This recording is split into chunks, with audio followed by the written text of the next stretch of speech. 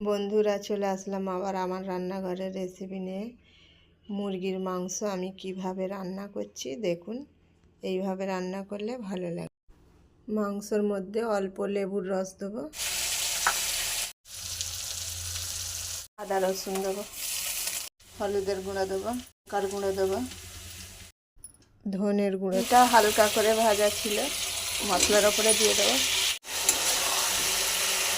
আলুটা আগে থাকতে লাল করেছিলাম, মাংসের ওপরে দিয়ে দেবো। এইভাবে যদি মুরগির মাংস রান্না করা যায়, বিয়ে বাড়ির মতন লাগবে খেতে। এটা প্রথম থেকে শেষ পর্যন্ত দেখবেন। নতুন নতুন রেসিপি দেখার জন্য চ্যানেলটাকে সাবস্ক্রাইব করবেন। ভালো লাগলে একটা লাইক করবেন। রান্নাটা রেডি হয়ে গেল। মুরগির মাংস এইভাবে রান্না করলে খেতে খুব ভালো হয়, আর কত সুন্দর কালার আসে।